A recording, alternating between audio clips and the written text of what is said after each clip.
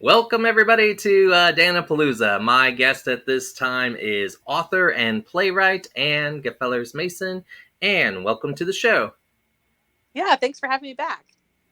You're welcome. So, for those watching and future watching, make sure to check out the Facebook page that is Ann Gefellers Mason, and check out the YouTube channel Dan the Man Bids.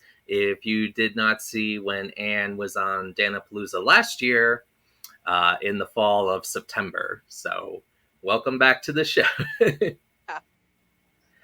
Yeah. We were talking about some of our favorite plays. I know you mentioned The Glass Menagerie by Tennessee Williams, Fiddler on the Roof, Man of La Mancha, and that you have never gotten to work on Fiddler. Is that on your bucket list? I mean, maybe, I don't know. I don't besides like my original stuff, I don't do a whole lot of theater like anymore. Like I don't go do community theater or anything, but I think that'd be a really fun musical to work on. Did you ever do that one? I did. I did it in 2006. It's when I worked for Weathervane Playhouse. I don't know if you're familiar with them. They are in Newark, Ohio, near Denison University.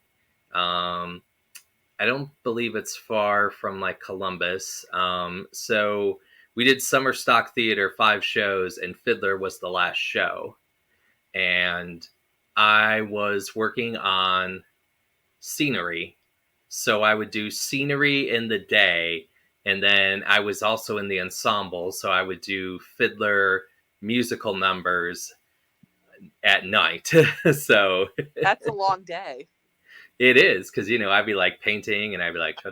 tradition. They'd be like, Dan, I'm like, I'm doing double. I'm painting Yeah. and practicing in key.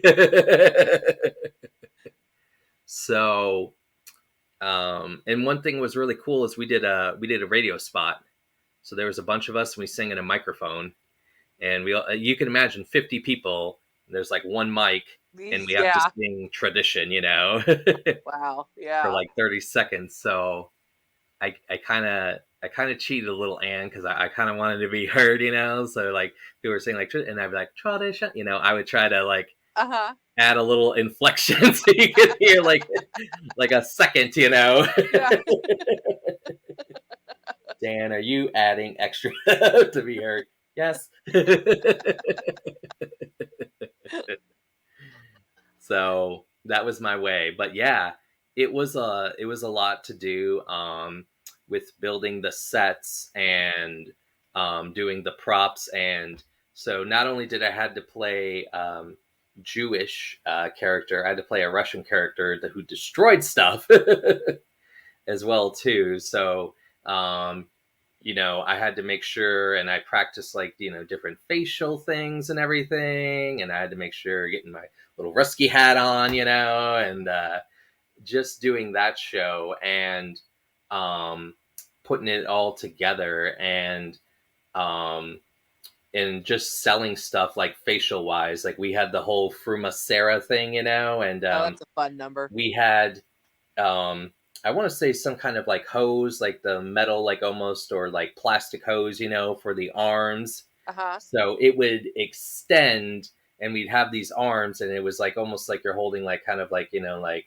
for pool or something like that, like the rubber, hose, and there's hands on there. And so we're all moving as one, to shake Wow. Tevia, and Yeah, wow. like I'm in the front, so it's kind of Yeah. like, follow the lean back, lean back. So that was a lot of fun between doing that show, and it was like um, doing that show and then like also building it. So seeing it from two perspectives, here I'm designing the village of Tevia, and now I'm in the village of Tevia, on stage, and like anytime someone wanted to be in, yeah, you could be in Philly, we just kept adding people. It was like it started out with maybe like 20, 30 people, and then they're like, yeah, we'll just add, and then add, and then add, and then add, you know And then and then we're suddenly it's thinking, like, wow. wait, this is supposed to be a small village. Why do we suddenly have like the population of New York? Exactly. Then there's 50 of us, and we're like, we may have added a lot of people. Yeah. I'm thinking small village. I'm like very overpopulated. But yeah, there was 50 cast members for that show. Wow. Geez. So have you ever done a show where you had that many people in a show? I don't think so. No, I mean, probably the closest was when we did Annie in like high school. Mm-hmm. Um, but no, and I've never had to stage manage a show that big either. Thank God. I've done musicals before, but never like a 50-person cast. Oof. Yeah. So and it was definitely interesting, and I enjoyed the challenge. We did that show. We did Once Upon a Mattress. Mm-hmm. We did Children of Eden. Oh, all good shows. Yeah. We did Arsenic and Old Lace, Mm-hmm. and Don't Dress for Dinner. That sounds like a good summer right there. Yeah, and we started like early June and ended like late August. Yeah, yeah. Well, when we did the summer stock in Mars Hill, you did props, right? That was your role. Yeah, Yeah, with little Rachel. yeah, yeah. Rachel, yeah. Because we did the Fantastics. We did Um, fantastic. we did To Kill a Mockingbird. Mm-hmm. We did Incorruptible. Yep. Um, And Little Women. I think Little Women was Little that. Women. Yes, I remember Yeah, all the props from Little Women. yeah. That was a prop heavy show. Yes, and then the Memory Collection. That's right. Yep, that was the original show that year. So Yeah, so I remember doing all of those shows and to being on the set for To Kill a Mockingbird. yeah.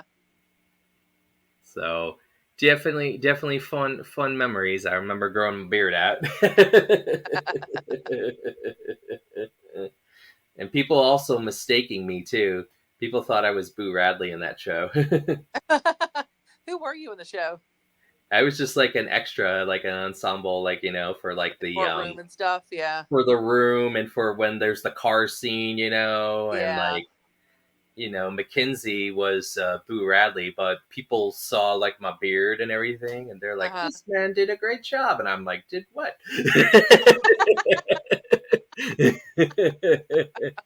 And I'm trying to give credit to the actor, I'm like, "This Yeah, is the guy." They're like, "No," I'm like, "No, that no." guy. Okay, we'll share it. But yeah, it definitely is that way. But I've done that show. I want to do Christmas Carol. Is Christmas Carol on your bucket list? Like, I would really Yeah, want to I've do never done that one either. I've seen it so many times, but I've actually never done that one. So I don't love a Christmas Carol because I was just thinking that apparently today is like 30 years since the Muppet Christmas Carol came out, which is my Yeah. favorite version of it. I'm going to watch it later tonight. But I love all versions of that. Like there's a pretty good musical version of a Christmas Carol. So no, that's a good show. It's just a classic story. It is. I did props for that too in Kentucky. We did, and the tree fell, and like during one of the performances, I like the tree know. went like this, and then so then they send me, and then you just see me go, like you just see the tree just go, like it just, Magic. yeah. I saw some magical hands move this tree by the Right. power. And so someone who is playing the ghost is like moving, so it's like you're timing it. That's great. I'm like, where's my tools? I'll drill it down. Yeah. But yeah, there was that, and then I did Spotlight for that show. So I had to move like a park hand. So I didn't really have a spotlight. I'm moving like a little light fixture to make it like. You know what? I just totally lied to you because I just remembered we did do a Christmas Carol when I was in high school, and I was in high school, and I was the ghost of Christmas Present. I don't know how I forgot that. I want to be Jacob Marley. But that would be fun. And You know, some people can see me as Jacob Marley. So. I could see that, yeah. But I had the loudest voice of anyone at the time. Like I could project the furthest, so that's how I got to be the Ghost of Christmas Present. Um, yeah, I don't know how I like totally spaced that for a moment. I was like, no, wait, Anne, you've done Christmas Carol. We in Kentucky they used a recording of the guy who previously played the Ghost of Christmas Present to send the echo, Hmm. and he was a big showman, and so you would give him direction, and he would go take direction, do this, and then like like he would like it was very like motion like, Yeah, and he would like kind of like I think oversell and everything like that, So it'd be like workhouses, or he would like yeah, really oversell it. And uh huh. so when we had the guy playing the Ghost of Christmas Present, you would hear that recording That's playing also. that's cool. And then I remember the guy who played the Ghost of Christmas Yet to Come in high school was like the tallest guy we had in the department, and they put him on these stilts with this huge Oh dark robe. no! It was really effective, but I remember like he couldn't move very far, but he was on like these giant stilts. Do you remember like if you had to like help with props or anything, or help with that? Because that's a prop heavy show too. It is no, I didn't. I was just that part. I had to like make myself all white and everything because I was a ghost. Uh, but no, uh, we didn't really do. We had like a pretty like separate like tech and acting in high school. Of course, that kind of changed when you got to like college and stuff, and then I got way more into stage management and other things, and less into acting. Oh yeah, I I bought stuff like I used a Walmart credit card to buy like the props and everything, and buy my stuff. I used to have two carts, and so like I'm like, this is the show cart with all their stuff. This is my stuff, Yeah, and I remember like the bread. They wanted the bread a certain way, and they didn't want it like a big thing and like cut the hunks and everything. So I used to buy Italian bread because it was pre-sliced. And at one time I was doing all the stuff, and I didn't have time to take the wrapper off uh of huh. it, and so it was there, and the director's like, why does it say $1.99 for that? I go, because the Cratchits shop at Walmart. All right, they would have a Walmart card. The Cratchits need to save money. Exactly, they're saving on this. They would have a Walmart credit card if it was still around back in the day. Yeah, I did props for The Foreigner in college, and Oh that's another like no. food heavy show. There's like all that Yes. breakfast food. So I Yes. remember before every show, I would go by Waffle House and get a to go platter with like eggs and grits and stuff, so it could be used in the show. I had to get one for Dearly Departed. I don't know if you've ever read that comedy. It's a very food heavy show, and one thing calls for a bucket of KFC. And I went to KFC, and they would not sell me the bucket. I had to Get the chicken. buy the bucket of chicken with the theater credit card so I could get the bucket for the show. And so I bring the bucket in, and so people are like, "What? Dan brought KFC for everybody," And like, I brought it in, and they're doing the play, and then they came for me, and it's about the Holocaust, and so the actor Ed, he improvised. He says, "We don't get much." He goes, "Bread, water, and KFC," and he like held the KFC bucket, during rehearsal, and so here they're doing this tragedy play, and then everybody just decides that they're going to eat KFC. I'm like, you should leave that in there. I think if there was a KFC back then, they would have gone. So I like reminding those stories because I think that it's a fun time. But yeah, that was definitely um, quite the chore. And then I got plates from Shoney's for a Christmas Carol. I literally got them. I don't know if they made it back, but I got them there. But yeah, so that was quite the show. We did Dearly Departed, and then they came for me. We did Pygmalion. Um, we did an Agatha Christie show. We did a Christmas Carol, and then a Tuna Christmas. Oh yeah, Tuna Christmas. Yep. So, um, 6 shows from when I left you guys till Christmas Day when I went home. Wow. And then I napped for like at least a Yeah, that's a day or lot of two. theater. Theater's hard work. So It was. So, is there any plays that you're working on now or books? yeah. So um, I've done some plays this year. Because I with my work with the Heritage Alliance, I get to do fun history based plays. Because I work for museums. So Okay. it was like the 8th year this year of our cemetery play, Spot on the Hill, which we do in the historic cemetery every year, and we share the stories of the people buried there. And like this year, man, there's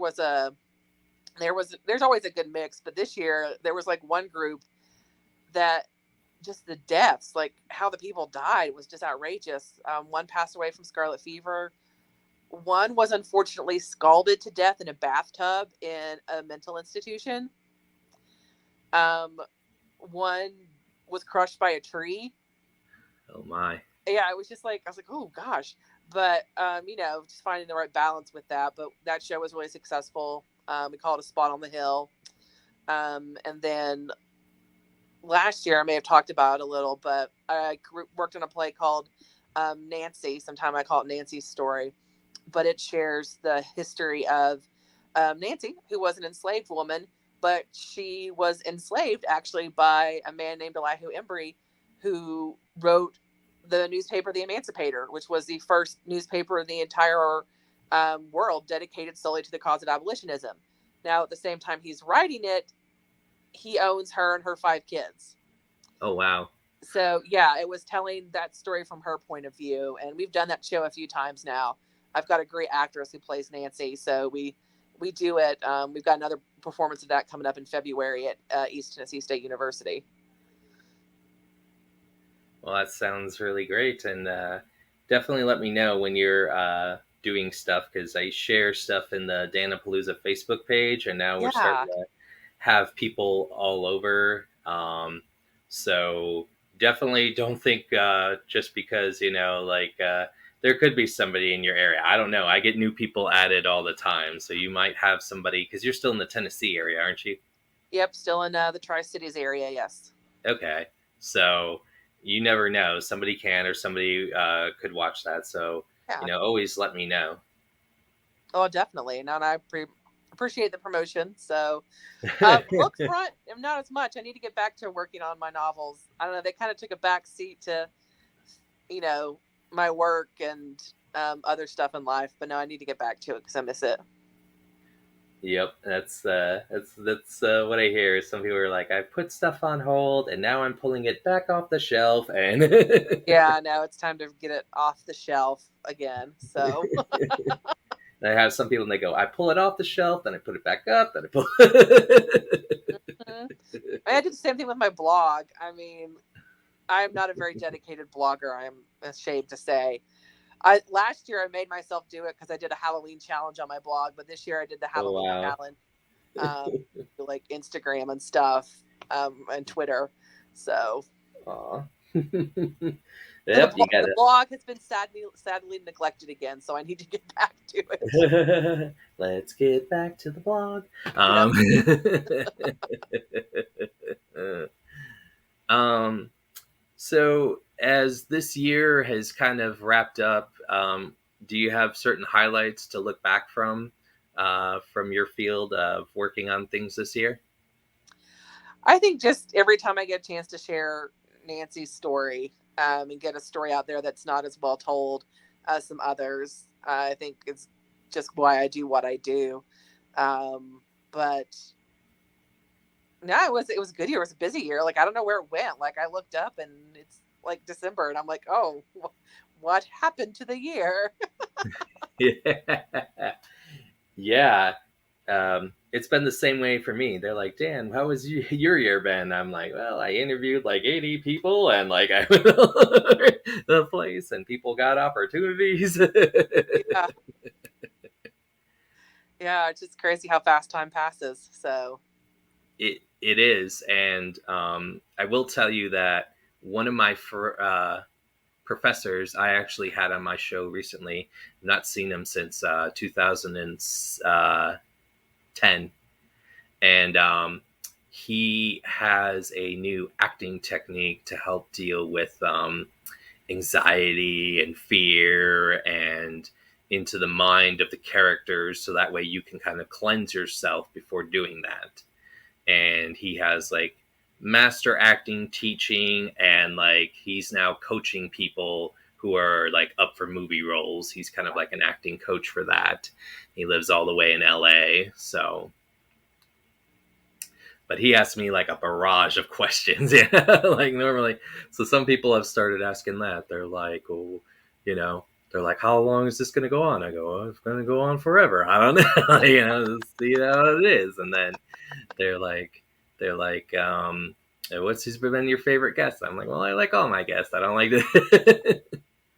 So my thing is to connect you guys together and for you guys to be successful within your field or realm of what it is you do. Yeah.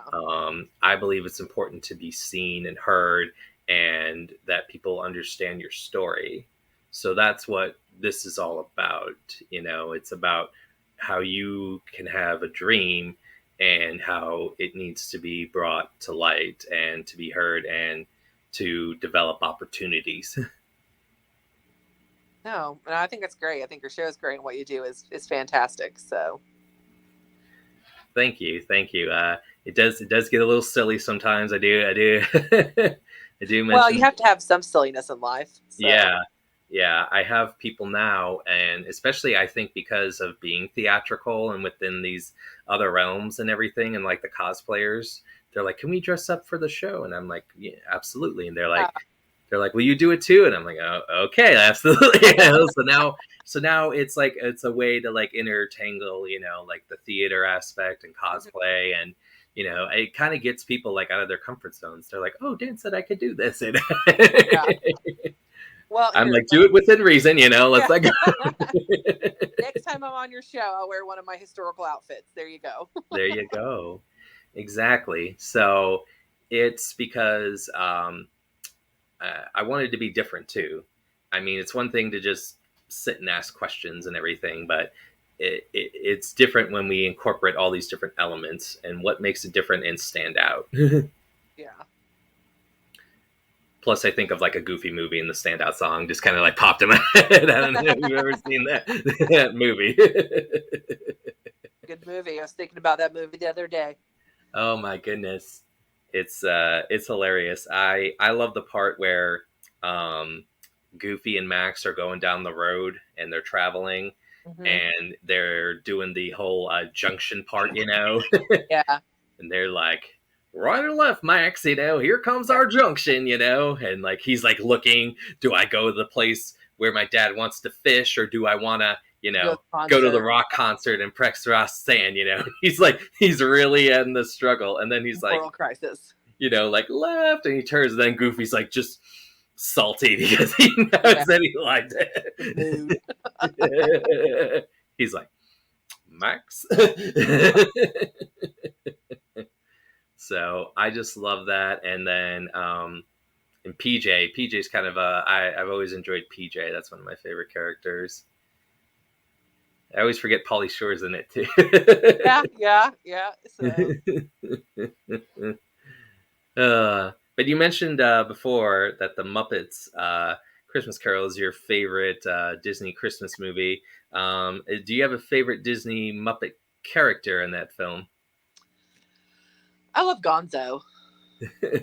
Absolutely love Gonzo. Uh, Aw. he's probably my favorite Muppet. Sam the Eagle's a close second. I just really like how prim and proper he is. Cracks me up. So mine is, I can't remember he's in it. I don't believe he is Beaker. I've always been a Oh, big fan of. yeah, he's in it for like a minute. Yeah, Yeah. he's Beaker has always been one of my favorites, and I like him. And I kind of like Rolf. Rolf is just kind of laid back and everything, and Rolf is very laid back. Yes. And sometimes like where he's like, well, look at my montage, and he does like nothing. Yeah. No, I was thinking about that in the one of the newer Muppet movies they did, where he's like, "Why didn't you show my montage?" And it was like nothing. Yeah, yeah, And he was like, that was good. yeah. So I've always been to that. Did you ever watch the Muppets cartoon? The Muppet Babies. Yeah. Oh yeah, oh yeah, Animal was my favorite. yeah. No, he's pretty good too. I like Animal. We've been going back and watching the old Muppet shows on Disney Plus. You know, from like the Oh yeah. '70s stuff. So Yeah, I've always been just with certain characters. It's harder sometimes with some of the newer Muppets. Like, I just, it's not because of what I grew up with. I'm more for the older characters. I'm more for Kermit and, and some of the other ones. I remember they brought the character Walter in the Muppets movie, and I thought he was okay, but, I prefer more of the older characters. yeah. So, as we wrap up things here on Dana Palooza, is there anything else you'd like to say or promote here on the show?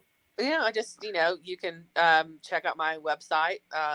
It's like angelfellersmasonauthor.com. Pretty simple. Got a Facebook page, a Twitter account. And you can find my titles on Amazon. I've got um, one book, The Summer Between.